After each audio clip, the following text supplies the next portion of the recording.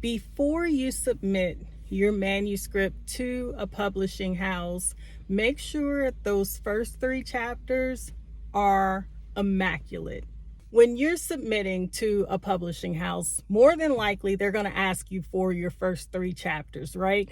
You want these 3 chapters to be so engaging that they cannot possibly give you a rejection letter or a rejection email or say no in any capacity. You want your first, more importantly than the first 3 chapters, you want your first line to draw readers in. You want that first page to draw readers in. I cannot reiterate that enough. If you don't have anything that is engaging to hold the attention of your one chance at this particular publishing house, you're going to lose your opportunity. And we want to win every opportunity we are given. When I talk about the first line of your manuscript, the first line of a book, think this to yourself.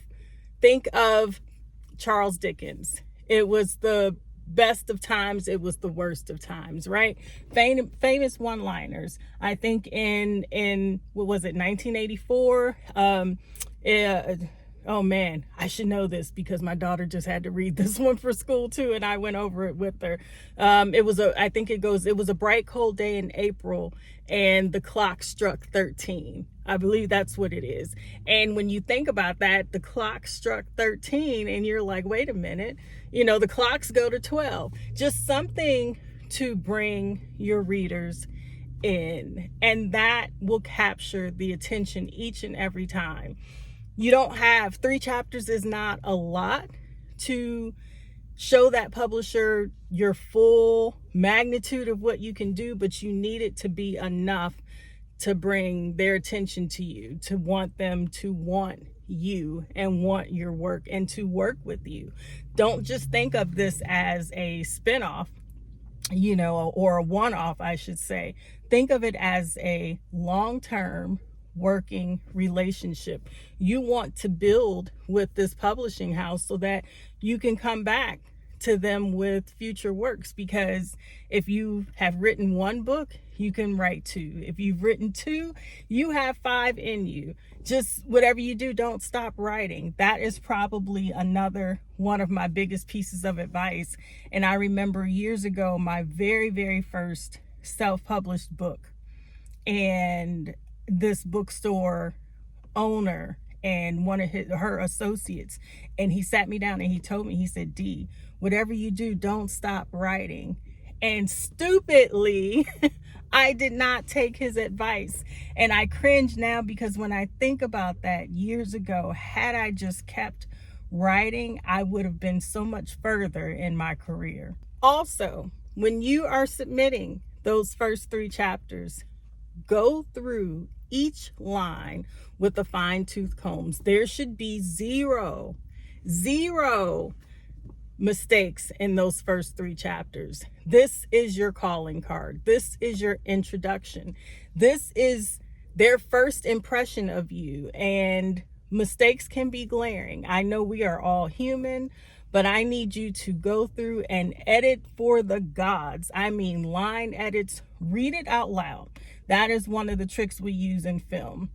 We go through line edits, we read it aloud, and you're more apt to find mistakes if you read it out loud. Read it to someone, in fact, and that person may catch something as well. It's just the first 3 chapters, so you're talking maybe what? I don't know, between 15 and 20 pages perhaps. That's it. Read it aloud, edit it as if your life depended on it, because there are so many people think you are one of possibly hundreds or even thousands that are going to submit to a publishing house, and there has to be something that makes you stand out. And if you open that first door and there are mistakes and grammar errors, then it's easy to shut that door on that particular person, and I don't want that to happen to you. Pay attention to the rules. If your submission guidelines tell you to send the first 3 chapters. Don't send 5. Don't send the first half of the book.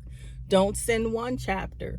The first 3 chapters. Directions are so important, and I want you to go forward and be successful. And if you don't follow the rules, then you're already behind the 8 ball. So when they say 3 chapters, y'all, for real, they mean 3 chapters. I did not even did I send a synopsis? I did. I sent a small overview in the email submission that I did when I got my publishing deal, but I sent those 3 chapters. That was it. And I told the publishing house what else I had to offer. Here are the 3 chapters. I am also working on A, B, C, and D. Should you find this particular manuscript pleasing, let's talk. I threw it out there. I put my foot in the door, like, listen, this is my one shot. This is what I have. This is who I am. I look forward to speaking with you soon. And I got a multi-book publishing deal from that. And I believe it was because I put it out there and told them, look, I'm not a one-hit wonder. I'm not a one-trick pony. I have A, B, C, and D ready to go. So if that person is you and you have works that are looking for a home and ready, just take your time, go through each and every page. I cannot say that enough. I will sound like a broken record. No mistakes. No mistakes. They're going to have an editor for you, but you want to give them as perfect of a project as you possibly can. And again, I know we are human, but make it the best that you can be, because they're going to have an editor, and if they deem that it's too much work to edit, then they're going to turn you down, and you don't want that.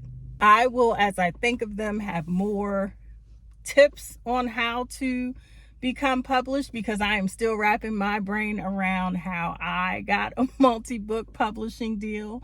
My first book releases June 3rd. It is titled Emerald's Path, and so far I have a few books, like 1 a month. After that, I am writing and racing to see if I'm challenging myself, really, because I have enough work for the rest of this year, but I want to see what else I can do, like, just that challenge.